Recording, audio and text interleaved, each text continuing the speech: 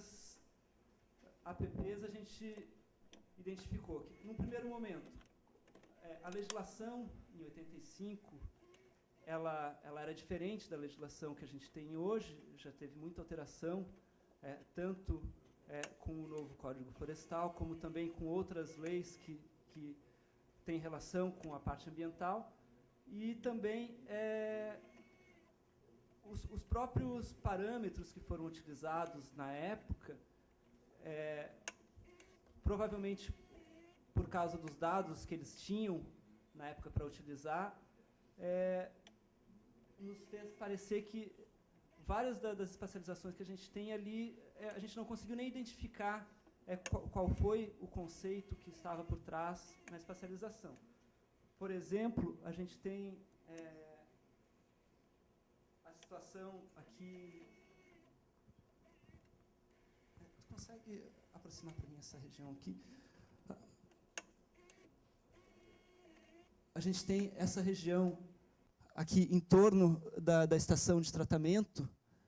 Ela tem uma APP desenhada em volta dela, que, na verdade, ela está com um desenho bem estranho, ela não acompanha a estação de tratamento, ela deveria ter uma faixa marginal, uma faixa sanitária em volta da estação de tratamento, e, na verdade, ela tem um desenho que não... A gente não conseguiu identificar a lógica dele. Um outro exemplo, vários dos morros que a gente tem no município, ele tem uma vertente do morro, ela está classificada como APP, e uma outra vertente classificada como APL. E isso, legalmente, também não faz sentido, e muitas vezes... Até a vertente que estava classificada como APL, a gente, por conhecimento da situação, a gente sabe que são áreas até bem complexas. Por exemplo, aqui em Potecas, essa região aqui, é uma região que tem até problemas de deslizamento, e ela estava com uma classificação de APL. A gente não... Então, na verdade, poderia mostrar outros exemplos, mas a gente identificou que esse mapeamento, a gente não deveria utilizar ele como base, e sim partir do zero e começar o mapeamento do início, não utilizando o existente hoje no plano diretor, né? Então, partindo do zero, então, a gente foi para a legislação e fez o estudo de toda a legislação referente às APPs, e hoje, então, o novo Código Florestal tem uma definição de APP que ela continua até, ela não foi alterada do código anterior, que fala, então, que as áreas de preservação permanente é área protegida, coberta ou não por vegetação nativa, com função ambiental de preservar os recursos hídricos, preservar a paisagem, preservar a estabilidade geológica, preservar a biodiversidade, facilitar o fluxo gênico de fauna e flora e proteger o solo e, o principal, assegurar o bem-estar das populações humanas, né? Então, essas são as funções da APP que estão na legislação, estava no Código Antigo e continua no novo Código Florestal. Pode passar. Bom, nós também... decidimos fazer uma análise do código, da legislação antes do código novo, com o código atual, até porque a gente está fazendo uma reelaboração em cima do que foi estudado em 2002, 2004, onde valia aquelas regras anteriores, né? Então, a gente fez uma comparação do que alterou da legislação que valia até 2012 com a que hoje está valendo, né? Então, com relação às faixas de APP da limitação ao longo dos cursos d'água, o que mudou de principal é que antes eram todos os cursos d'água que tinham as faixas marginais, de acordo com a largura, e agora são os cursos d'água naturais, então eles têm que ter continuam da mesma forma protegidos. Antes, as linhas de cumeada, os divisores de água, eles estavam protegidos, hoje não estão mais. Os topos de morro também alterou bastante a lógica. Hoje, antes, os morros que tinham 50 metros ou mais já tinham o terço superior considerado APP, e ainda com uma declividade de aproximadamente 17 graus. Agora são os topos de morro com mais de 100 metros, que começam a ser caracterizado para o terço superior ter APP, e ainda tem que ter uma inclinação média de 25 graus. Então, passou de 17 graus para 25 graus a inclinação média do morro para ter o terço superior considerado como APP. Pode passar. Bom, então, com essas alterações, no território de São José, a gente tem, então, essa distribuição daquelas classes de APP, o quanto em hectares a gente teria mapeado com o antigo Código Florestal e quanto que ficou com o novo. Antes de entrar no detalhe, tu pode colocar os mapas para a gente?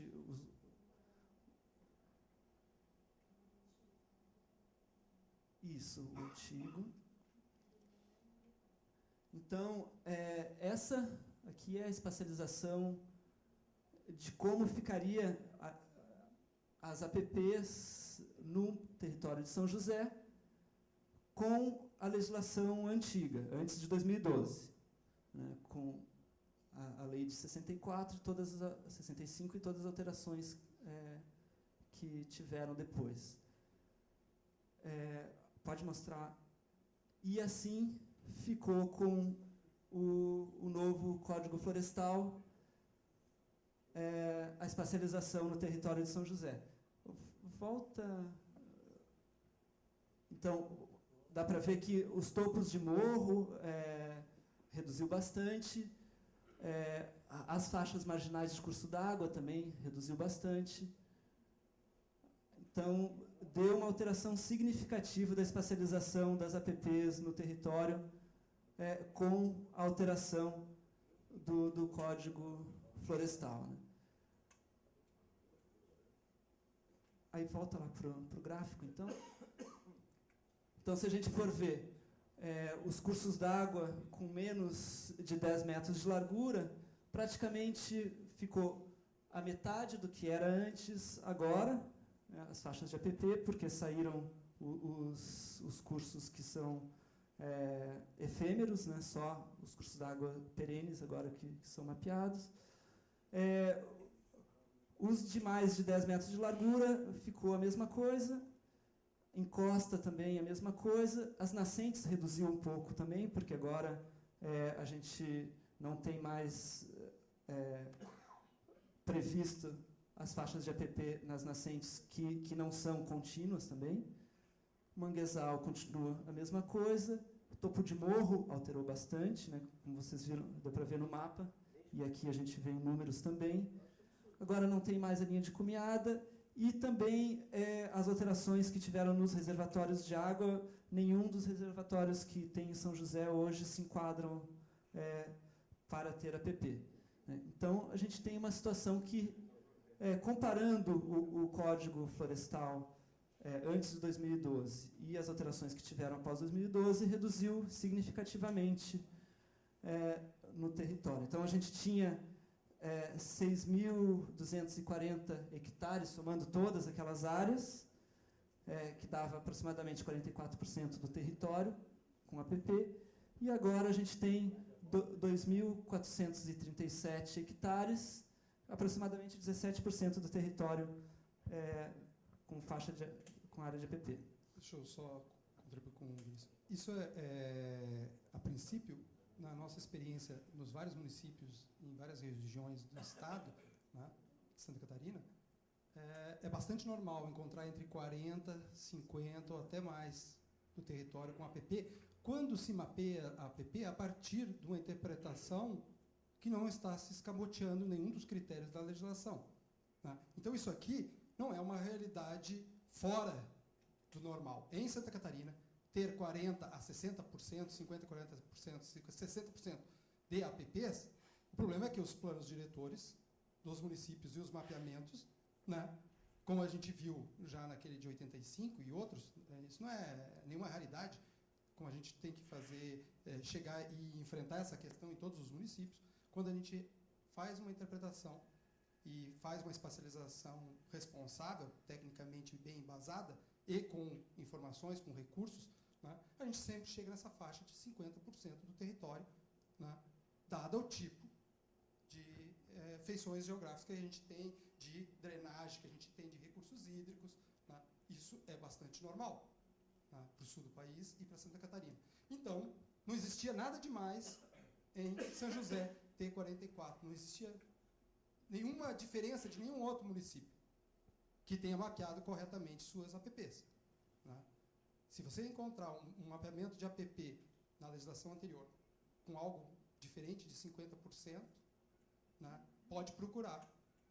E que quem fez esse mapeamento esqueceu alguma coisa ou muita coisa, dependendo dessa diferença.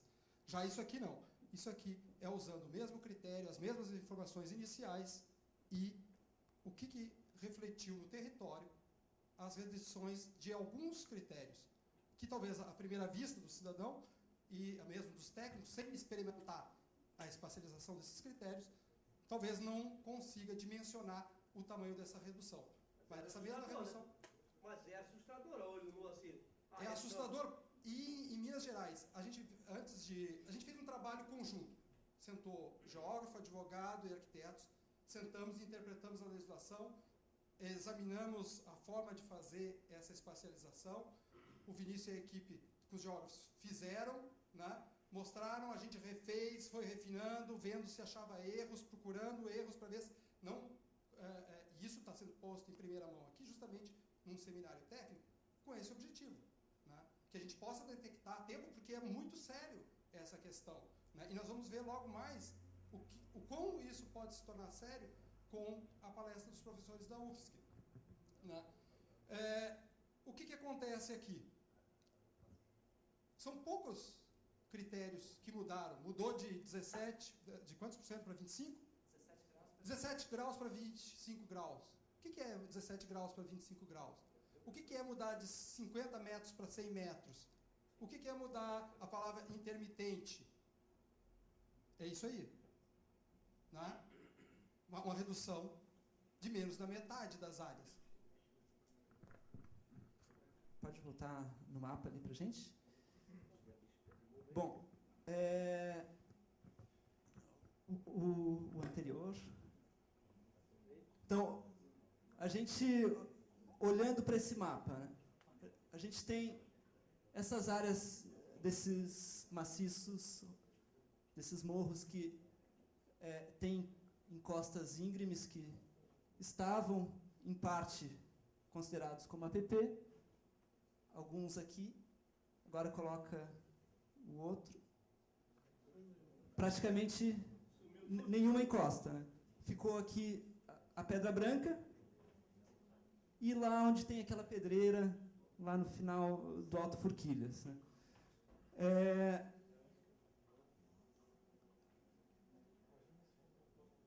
Volta para mim nos objetivos, na definição de APP. Bom, a legislação federal, ela diz o quê?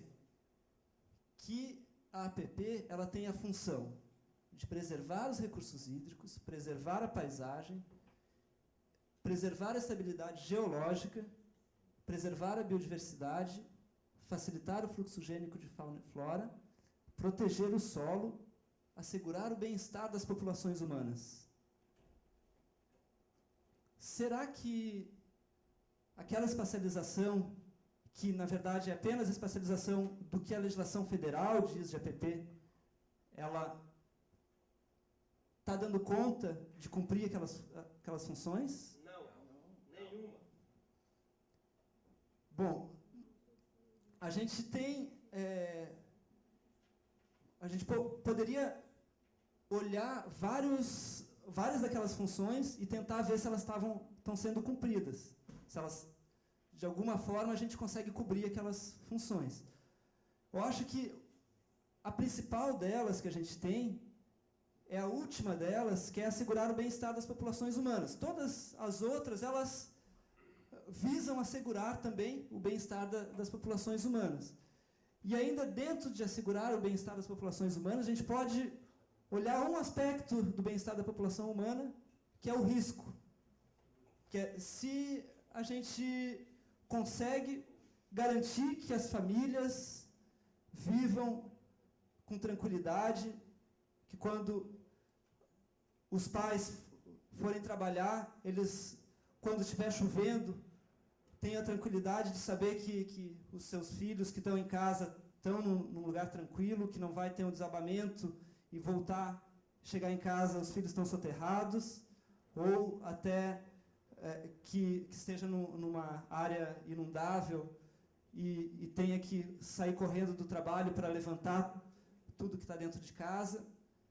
Então, olhando só sobre o viés do risco, para minimizar os riscos e garantir o bem-estar das populações humanas, a gente tem alguns instrumentos hoje que podem nos auxiliar a delimitar melhor as APPs e aí a gente traz para a discussão agora. Um dos estudos é um estudo que já foi feito pelo CPRM. Posso só complementar? Pode. Essa mesma legislação federal que reduziu, flexibilizou os parâmetros para a proteção de APPs, né, ela não tirou a responsabilidade do município. Ela tirou sobre a responsabilidade federal. Ou seja, parâmetros que antes eram considerados, talvez, demasiados em algumas áreas, né, para serem genéricos para o país inteiro, que era esse um dos argumentos do discurso, foram reduzidos, mas, ao mesmo tempo, não se tirou a responsabilidade de suplementar ou complementar no que couber.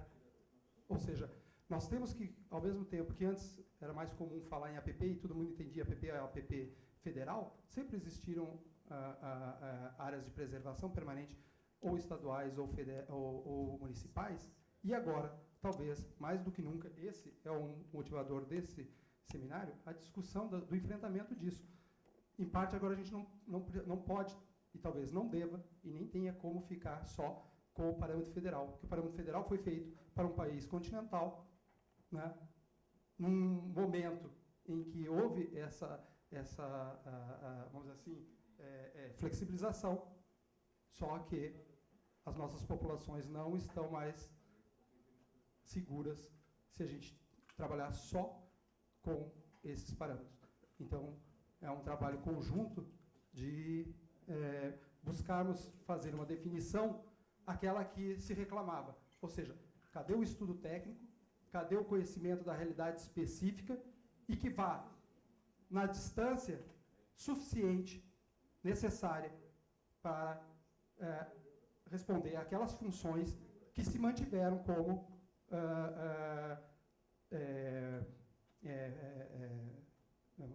definições da função básica das APPs. Ou seja, se manteve essa função, tem que se garantir. Quem tirou a parte vamos dizer assim, da responsabilidade foi o governo federal. Tirou a parte da responsabilidade. Por outro lado, nas políticas de proteção e defesa civil, né, ele restabelece e relembra que o poder público local tem que buscar essa especificidade.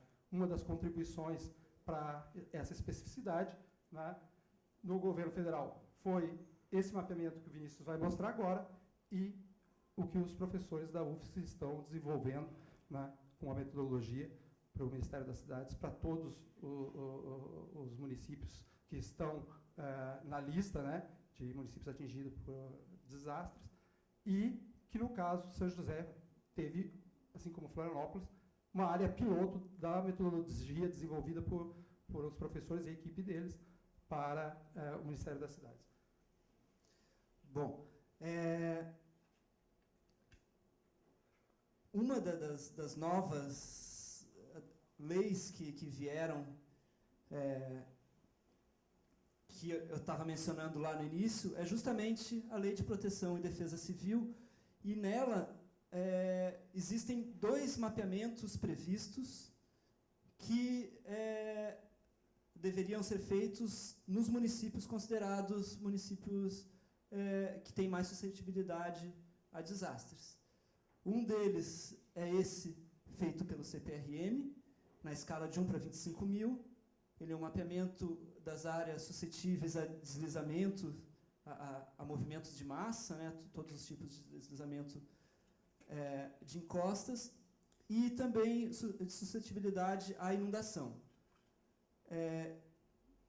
Ele é um estudo que já foi feito para vários municípios, está disponível para as prefeituras.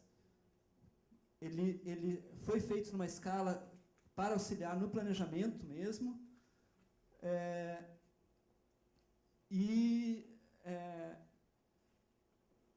a gente, então, em cima dele, a gente consegue identificar, pode ir lá no mapa de novo, a gente consegue identificar, então, as áreas que têm alto, médio ou baixo risco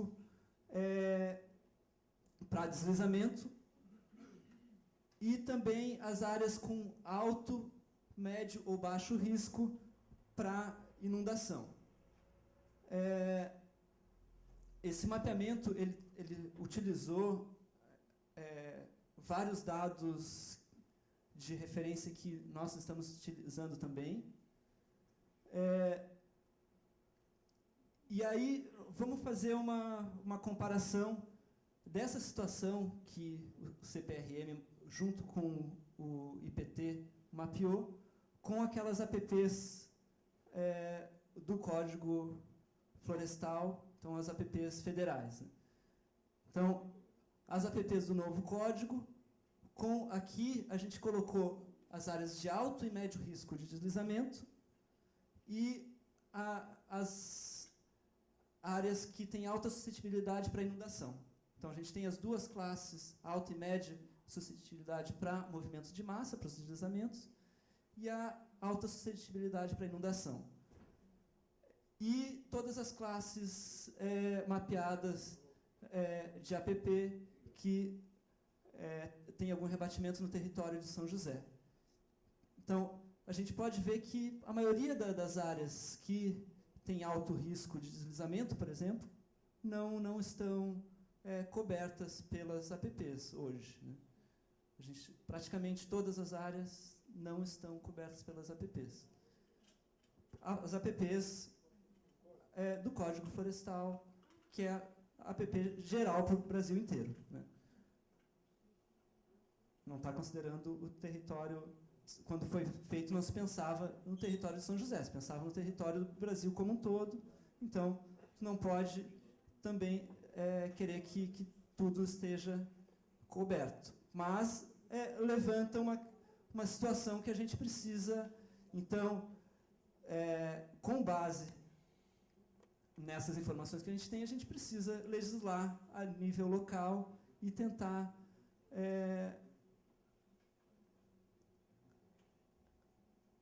identificar essas áreas e tratar da melhor forma possível dentro do zoneamento.